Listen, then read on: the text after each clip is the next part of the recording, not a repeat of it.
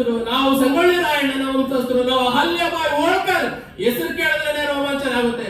ಕಾಶ್ಮೀರದಲ್ಲಿಂದ ಹಿಡಿದು ಅನೇಕ ಇವತ್ತು ಏನು ಶಿವನ ದೇವಸ್ಥಾನಗಳಿವೆ, ಆ ಎಲ್ಲ ದೇವಸ್ಥಾನಗಳನ್ನು ಪರಕೀಯ ದಾಳಿಯಿಂದ ಧ್ವಂಸ ಆಗಿದ್ದ ಸಂದರ್ಭದಲ್ಲಿ ನಮ್ಮ ಹಿಂದೂ ಮಾಡಿರ್ತಕ್ಕಂಥ ಮತದಾರರು ನಮ್ಮ ಓಟ್ ತಗೊಂಡು ಇವತ್ತು ಯಾರ್ಯಾರು ಮನೆ ಬಾಗಿಲಲ್ಲಿ ನಿಂತಿದ್ದಾರೆ ಅವರೆಲ್ಲ ಅಂತ ಬಿಟ್ಟು ಈ ಸಮಾಜ ಗಮನಿಸಬೇಕಾಗಿದೆ. ಯಾಕೆ ನಮ್ಮ ಜನಪ್ರತಿನಿಧಿಗಳಾಗಿ ಆಯ್ಕೆ ಬರಬೇಕು, ಯಾಕೆ ನಾವು ವಿಧಾನಸೌಧದಲ್ಲಿ ಟೇಬಲ್ ಕುಟ್ಟಾಗ ಆಗ್ಬೇಕು ಅಂದ್ರೆ ಇವತ್ತು ಸಿದ್ದರಾಮಯ್ಯ ಪರ ಒತ್ತೂರು ಪ್ರಕಾಶ್ ಎಲ್ಲ ಇರ್ಬೋದು, ಆ ಪುಣ್ಯಾತ್ಮನ ಜ್ಞಾಪಿಸ್ಕೋಬೇಕು. ಇವತ್ತು ಗಂಟಾ ಘೋಷವಾಗಿ ಒಂದೇ ಸಹ ಬಿಜೆಪಿಯಲ್ಲಿ ಇದ್ರೂ ಸಹ ಒಂದು ಏನಂತ ಹೇಳಿದ್ರು, ಅಣ್ಣ ಈ ಸಮಾಜ ನಿಮ್ ಹಿಂದೆ ಇದೆ, ಯಾವುದೇ ಕಾರಣಕ್ಕೂ ಬಿಟ್ಕೊಳ್ಬೇಡ, ನಾವು ನಿಮ್ ಜೊತೆ ಇರ್ತೀವಿ ಅಂತ ಹೇಳಿದ್ರು. ಒಬ್ಬ ಇಂಡಿಪೆಂಡೆಂಟ್ ಆಗ್ಲಿ ಬಿಜೆಪಿಯಲ್ಲಿ ನಿಂತಿರ್ತಕ್ಕಂಥ ಪೂರ್ವಜನ ಪ್ರತಿನಿಧಿಗಳು ಸಿದ್ದರಾಮಯ್ಯನವ್ರಿಗೆ ಬೆಂಬಲ ಕೊಡ್ತಾರೆ ಅಂದ್ರೆ ಆ ಕಾರಣಕ್ಕೋಸ್ಕರ ನಾವು ಜನಪ್ರತಿನಿಧಿಗಳಾಗಿ ಗೆಲ್ಲಬೇಕಾಗ್ತದೆ. ಆ ಕಾರಣಕ್ಕೋಸ್ಕರ ಈ ಸಮಾಜ ಯಾವುದೇ ಪಾರ್ಟಿಯಲ್ಲಿ ನಿಲ್ಲಿ, ಎಲ್ಲೇ ನಿಲ್ಲಿ, ಯಾವುದೇ ಕ್ಷೇತ್ರದಲ್ಲಿ ನಿಲ್ಲಿ, ನೀವೆಲ್ಲರೂ ಒಂದೇ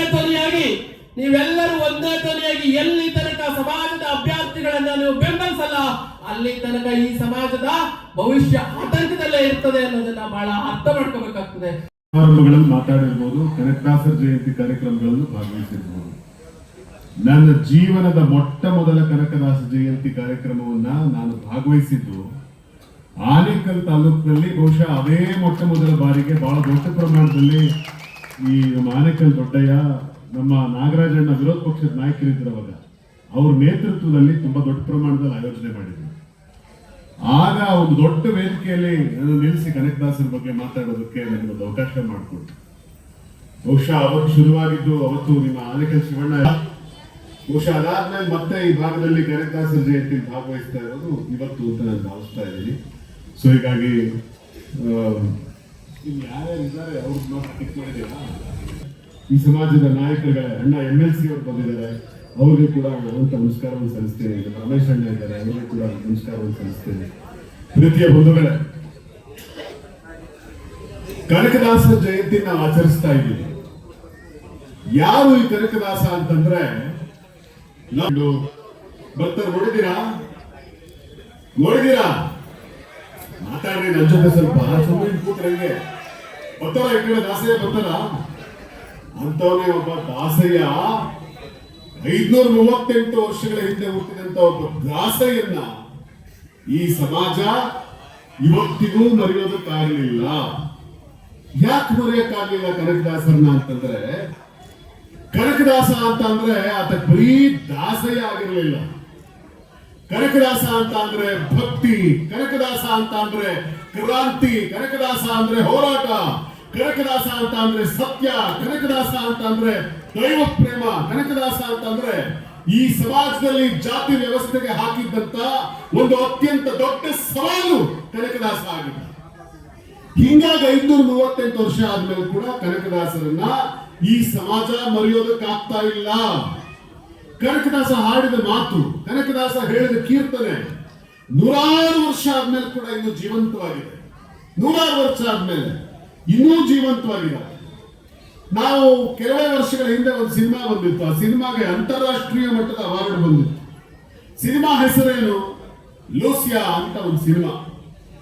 ಆ ಲೂಸಿಯಾ ಸಿನಿಮಾಗೆ ಇಂಟರ್ನ್ಯಾಷನಲ್ ಅವಾರ್ಡ್ ಬಂತಲ್ಲ. ಅಂದ್ರೆ ತಾವು ಯೋಚನೆ ಮಾಡಿ, ಹಾವೇರಿ ಡಿಸ್ಟಿಕ್ ಬಂಕಾಪುರ ಬ್ಯಾಡಗಿ ಗ್ರಾಮದಲ್ಲಿ ಜನಿಸಿದಂತ ತಿಮ್ಮಪ್ಪ ನಾಯಕ ಕೃಷ್ಣದೇವರಾಯರ ಅರಸರ ಕಾಲದಲ್ಲಿ ವಿಜಯನಗರದ ಒಬ್ಬ ದಂಡನಾಯಕನಾಗಿ ಕತ್ತಿ ಹಿಡಿದು ಹೋರಾಟ ಮಾಡಿದ, ಅನೇಕ ಚರಿತ್ರೆಯನ್ನ ಬರೆದಂತ ಮಹಾನ್ ಭಾವ ಕನಕದಾಸರು. ನಳ ದಮಯಂತಿ, ನಳ ಚರಿತ್ರೆ, ರಾಮದಾನ ಚರಿತ್ರೆ, ಮೋಹಿನಿ ತರಂಗಿಣಿ ಇಂಥ ಅನೇಕ ಕೃತಿಗಳನ್ನ ರಚನೆ ಮಾಡಿ ಈ ಸಮಾಜಕ್ಕೆ ಕುಲವೆನ್ನದಿರಿ, ನಾವೆಲ್ಲ ಒಂದೇ ಅನ್ನೋ ಒಂದು ಶಕ್ತಿಯನ್ನ ಈ ಸಮಾಜಕ್ಕೆ ತಂದುಕೊಟ್ಟಂತ ಏಕೈಕ ನಾಯಕ ನಮ್ಮ ಕನಕದಾಸರು. ಜನ್ಮವನ್ನು ಕಲ್ತಾರೆ. ತಿಮ್ಮಪ್ಪ ನಾಯಕ ಅಂತಕ್ಕಂಥ ಹೆಸರಿಂದ ಅವರು ಕಿರುಪರಿಚಿತರಾಗಿ, ಕಡೆಗೆ ಒಂದು ಇತಿಹಾಸ ಏನ್ ಹೇಳುತ್ತಪ್ಪ ಅಂತಂದ್ರೆ, ಉಡುಪಿಯ ಶ್ರೀಕೃಷ್ಣನನ್ನ ನೋಡ್ಲಿಕ್ಕೆ ಅವ್ರನ್ನ ಬಿಡದೇ ಇರತಕ್ಕಂಥ ಸಂದರ್ಭದಲ್ಲಿ ಅವರ ಕೀರ್ತನೆಗಳ ಮುಖಾಂತರ, ಹರಿದಾಸನಗಳ ಮುಖಾಂತರ ಶ್ರೀಕೃಷ್ಣನೇ ಅವರು ಕೀರ್ತನೆಗಳ ಕಡೆ ತಿರುಗೋದ್ರ ಮುಖಾಂತರ ಅವರಿಗೆ ಎಲ್ಲೋ ಒಂದ್ ಕಡೆ ದರ್ಶನವನ್ನು ಕೊಡ್ತಾರೆ. ಅದನ್ನ ಕನಕನ ಕಿಂಡಿ ಅಂತೇಳಿ ಇವತ್ತು ಕರೀತಾರೆ. ಮೊನ್ನೆ ದೇಶದ ಹೆಮ್ಮೆಯ ಪ್ರಧಾನಮಂತ್ರಿಗಳಾಗಿರ್ತಕ್ಕಂಥ ನರೇಂದ್ರ ಮೋದಿಜಿರವರು ಸ್ವರ್ಣ ಖಚಿತ ಕನಕನ ಕಿಂಡಿಯನ್ನು ಇವತ್ತು ಉದ್ಘಾಟನೆ ಮಾಡೋಗಿದ್ದಾರೆ. ಆ ರೀತಿ ಆ ಕಾಲಕ್ಕೆ ಕೆಲವೊಂದು ಕಡೆ ಕ್ರಿಸ್ತಶಕ 1500 ಮತ್ತು 1600ರ ಮಧ್ಯಭಾಗದಲ್ಲಿ ಕೀರ್ತನೆಗಳ ಮುಖಾಂತರ ಜನಮಾನಸದಲ್ಲಿ ಒಂದಷ್ಟು ಬದಲಾವಣೆಯನ್ನು ತರಬೇಕು, ಜನಗಳು ಸಂಘಟಿತರಾಗಬೇಕಂತಕ್ಕಂಥ ಭಾವನೆಯನ್ನು ಆ ಕಾಲಕ್ಕೆ ಹೊಂದಿ ಕುಲವೆಂದು ಒಡೆದಾಡದಿರಿ ಅಂತಕ್ಕಂಥ ಒಂದು ಭವ್ಯವಾಗಿರ್ತಕ್ಕಂಥ ಸಂದೇಶವನ್ನ ಇವತ್ತೇನು ಜಾತಿಯ ವ್ಯವಸ್ಥೆಗಳಲ್ಲಿ ಕಾಣಬರ್ತಾ ಇರ್ತಕ್ಕಂಥ ಸಂದರ್ಭದಲ್ಲಿ ಆ ಶತಮಾನದಲ್ಲಿ ಅವರು ಕುಲವೆಂದು ಒಡೆದಾಡದಿರಿ ಅಂತೇಳಿ ಒಂದು ಕೀರ್ತನೆಗಳ ಮುಖಾಂತರ ಜನರನ್ನ ಜಾಗೃತಿಗೊಳಿಸ್ತಕ್ಕಂಥ ಕೆಲಸವನ್ನ ಆ ಶತಮಾನದಲ್ಲೇ ಮಾಡಿದ್ದಾರೆ. ಕಾರ್ಯಕ್ರಮನ ಬಹಳ ಚೆನ್ನಾಗಿ ಕನಕದಾಸರು ಅಂದ್ರೆ ಕೃಷ್ಣ ಪರಮಾತ್ಮನೇ ಕಿಂಡಿಯಲ್ಲಿ ಬರೋ ತರ ಮಾಡಿರುವಂತ ಶಕ್ತಿ ಇರುವಂತ ಪುಣ್ಯಾತ್ಮರ ಜಯಂತಿನ ಬಹಳ ಯಶಸ್ವಿಯಾಗಿ ಮಾಡ್ತಾರೆ. ಏನೇ ಇರಲಿ, ಸಂಘ ಸಂಸ್ಥೆ ಇವೆಲ್ಲ ಬೇಕು. ನಿಮ್ಮ ಜನಾಂಗದಲ್ಲಿ ಯಾರಿನ ತೊಂದರೆ ಆದಾಗ ಎತ್ತಿ ನಿಂತು ಕೆಲಸ ಮಾಡಲಿಕ್ಕೆ, ಅವರ ಸಹಕಾರ ಮಾಡಲಿಕ್ಕೆ ಸಮಾಜ ಗಟ್ಟಿಯಾಗಿದೆ. ಸಮಾಜದ ಜೊತೆಯಲ್ಲಿ ಸೇವೆಯನ್ನು ಮಾಡ್ತಾರೆ.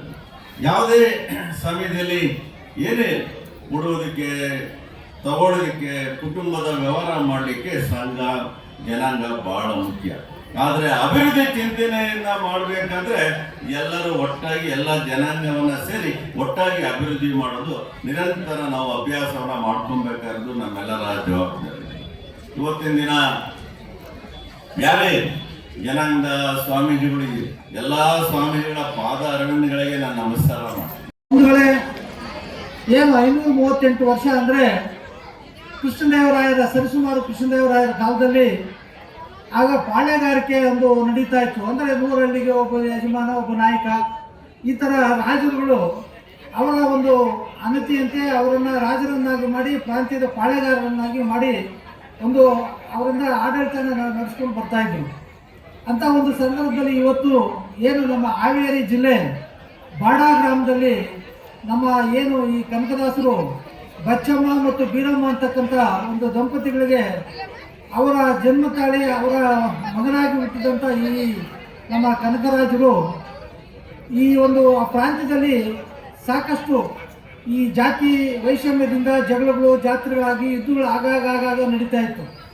ಅಂಥ ಒಂದು ಸಂದರ್ಭದಲ್ಲಿ ಒಂದ್ಸಾರಿ ಯುದ್ಧ ನಡೆದಾಗ ಈ ಕನಕರಾಜರು ಬಹಳಷ್ಟು ಏಟುಗಳನ್ನು ತಿಂದು ಅವ್ರ ನೋವನ್ನು ಅನುಭವಿಸಿ ಕೊನೆಗೆ ಅವರು ಆಧ್ಯಾತ್ಮಿಕ ಜೀವನಕ್ಕೆ ಪಾದಾರ್ಪಣೆ ಮಾಡ್ತಾರೆ.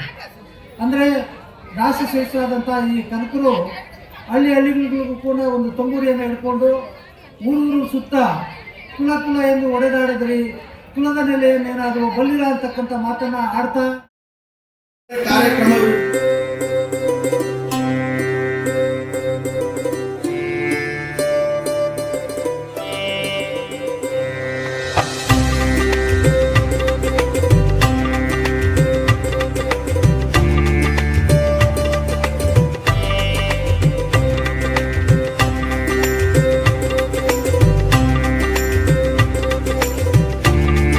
ಜಿಗಣಿಯಲ್ಲಿ ಅದ್ದೂರಿ ಕನಕ ಜಯಂತ್ಯೋತ್ಸವವನ್ನು ಆಚರಿಸಲು ಕರ್ನಾಟಕ ಪ್ರದೇಶ ಕುರುಬರ ವೇದಿಕೆ ಎಲ್ಲ ಪದಾಧಿಕಾರಿಗಳು ಹಾಗೂ ನಮ್ಮ ಸಮಾಜದ ಬಂಧುಗಳು ಹಾಗೂ ಸಮಾಜದ ಆನೇಕಲ್ ತಾಲೂಕಿನ ಎಲ್ಲ ಬಂಧುಗಳು ಇಲ್ಲಿ ನೆರವೇರಿಸಿ ಸಹಸ್ರಾರು ಸಂಖ್ಯೆಯಲ್ಲಿ ಜಿಗಣಿ ಹರೀಶ್ ಪುರಸಭೆಯವರ ಮನೆಯಿಂದ ಇಲ್ಲಿಯವರೆಗೂ ಶ್ರೀ ಬೀರೇದೇವರುಗಳ ಉತ್ಸವ ಹಾಗೂ ತೆಂಗಿನಕಾಯಿ ಪವಾಡ ಕಾರ್ಯಕ್ರಮ ಹಾಗೂ ಡೊಳ್ಳು ಕುಣಿತ ಹಾಗೂ ಗೊರವೈನವರ ಕುಣಿತ ಎಲ್ಲ ವೇದಿಕೆ ಕಾರ್ಯಕ್ರಮಗಳನ್ನು ಬಹಳ ಅಚ್ಚುಕಟ್ಟಿನಿಂದ ಶ್ರೀ ಜಿಗಣಿಯ ಪುರಸಭೆ ಸದಸ್ಯರುಗಳು ಹಾಗೂ ಎಲ್ಲ ಗಣ್ಯರ ಆಗಮನದಿಂದ ಹಾಗೂ ಶ್ರೀ ಶ್ರೀ ಶ್ರೀ ಸಿದ್ದರಾಮಪುರಿ ಸ್ವಾಮೀಜಿಗಳ ಆಶೀರ್ವಾದದಿಂದ, ಶ್ರೀ ಕಾಗಿನಲ್ಲಿ ಮಠದ ಸ್ವಾಮೀಜಿಗಳಿಂದ ಆಶೀರ್ವಾದದಿಂದ, ಎಲ್ಲ ನಮ್ಮ ಸಮಾಜದ ಗಣ್ಯ ವ್ಯಕ್ತಿಗಳಿಂದ ಆಶೀರ್ವಾದವನ್ನು ಪಡೆದು ಎಲ್ಲ ಕುಲ ಬಾಂಧವರು ಆಗಮಿಸಿ ಸಹಸ್ರಾರು ಸಂಖ್ಯೆಯಲ್ಲಿ ಜಿಗಣಿ ಪುರಸಭೆ ಹರೀಶ್ ಮನೆಯಿಂದ ಜಾಥಾ ಹೊರಟು ಇಲ್ಲಿ APC ಸರ್ಕಲ್ ತಲುಪಿ ಬಹಳ ವಿಜೃಂಭಣೆಯಿಂದ ಆಚರಿಸಲು ಸಹಕರಿಸಿದ ಎಲ್ಲ ನನ್ನ ಗಣ್ಯರಿಗೂ ಹಾಗೂ ಸಮಾಜದ ಬಂಧುಗಳಿಗೂ ನನ್ನ ಹೃದಯಪೂರ್ವಕ ವಂದನೆಗಳು. ಹಾಗೂ ಈ ಸ್ಥಳದ ಜಾಗದ ದಾನಿಗಳಾದ ನಟರಾಜಣ್ಣನವರಿಗೆ ಹಾಗೂ ಎಲ್ಲ ನನ್ನ ಆತ್ಮೀಯ ಬಂಧುಗಳಿಗೂ ತುಂಬ ಹೃದಯದ ಧನ್ಯವಾದಗಳನ್ನು ತಿಳಿಸುತ್ತೇನೆ.